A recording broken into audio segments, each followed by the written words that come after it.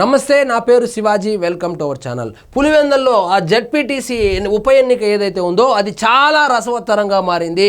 ఆ ఉప ఎన్నికల్లో వైఎస్ఆర్సీపీ ఓడిపోతుందనేటువంటి వార్తలు వస్తున్నటువంటి నేపథ్యంలో ఈ వైఎస్ఆర్సీపీ నాయకులు ఏం చేశారంటే అంకిరెడ్డి సురేష్ రెడ్డి అనేటువంటి అలియాస్ సైదాపురం చెంటి అనే అతన్ని దాడి చేసి అతన్ని కనుక గాయపరిచో లేకపోతే చంపేస్తే ఎన్నికలు వాయిదా పడుతుందనేటువంటి ఒక నెపంతో అతని మీద దాడి చేశారు. కొసమెరిపోయిందంటే ఆయన స్వతంత్ర అభ్యర్థిగా పోటీ చేస్తే ఆ వైఎస్ అవినాష్ రెడ్డి వచ్చి మా పార్టీ నాయకుడు అని చెప్తాడు, మా పార్టీ నాయకుడు మీద దాడి చేశాడని చెప్తాడు. మీ పార్టీ నాయకుడు అయితే మీ పార్టీ అభ్యర్థికి సపోర్ట్ చేయాలి కానీ మీ పార్టీ నాయకుడు స్వతంత్ర అభ్యర్థిగా రెబల్ అభ్యర్థిగా పోటీ చేయడం ఎందుకు?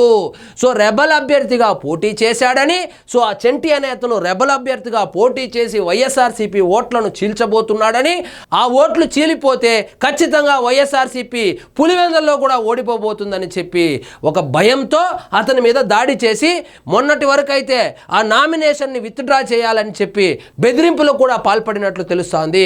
కానీ ఆయన నామినేషన్ విత్డ్రా చేసుకోకపోవడంతో ఆయన మీద దాడి జరిగిందని కూడా చెబుతున్నారు. ఇక్కడ చూడండి, పులివెందుల జెడ్పీటీసీ ఉప ఎన్నికల బరిలో స్వతంత్ర అభ్యర్థిగా బరిలో దిగిన అంకిరెడ్డి సురేష్ రెడ్డి, సైదాపురం చెంటి, అతని అనుచరుడు అమరేశ్వర్ రెడ్డిలపై గుర్తు తెలియని వ్యక్తులు మంగళవారం రాత్రి దాడి చేశారు. పులివెందుల పట్టణంలోని శ్రీకర్ కళ్యాణ మండపం సమీపంలో ఈ దాడి జరిగింది. వెంటనే ఒక ప్రైవేట్ ఆసుపత్రికి తరలించారు. అదేవిధంగా దాడి జరిగితే ఎవరైనా గవర్నమెంట్ హాస్పిటల్కు తరలిస్తారు కానీ ఎవరైతే ఆ వైఎస్ వివేకానందరెడ్డి గారి హత్య కేసును డీల్ చేసినటువంటి డాక్టర్లు ఎవరైతే ఉన్నారో ఆ గంగిరెడ్డి హాస్పిటల్కు సంబంధించి ఆ కుట్లు వేశారు కదా అప్పట్లో, ఆ హాస్పిటల్కి పంపించారంట. ఇవన్నీ చూస్తే వైఎస్ఆర్సీపీ పులివెందుల్లో కూడా ఘోరాతి ఘోరంగా ఓడిపోతుందని చెప్పి వాళ్ళు భావిస్తూ ఉండడంతో ఈ విధమైనటువంటి దాడులు చేసి ఏమైనా ఒక సంచలనంగా వాళ్ళ హత్య లాంటిది ఏదైనా జరిగితే ఆ ఎన్నికలు వాయిదా పడితే తర్వాత చూద్దామనేటువంటి ఉద్దేశంతో వాళ్ళు ఈ దాడులకైతే పాల్పడినట్లు బీటెక్ రవి గారు అయితే చెప్పుకొచ్చారు. ఇక్కడ చూడండి, ఈ దాడికి సంబంధించి బీటెక్ రవి ఒక వీడియో విడుదల చేసి మాట్లాడారు. సురేష్ రెడ్డిని పరామర్శించేందుకు వెళ్లిన అవినాష్ రెడ్డి మా పార్టీ నాయకుడిని సంబోధించడం సరైంది కాదన్నారు.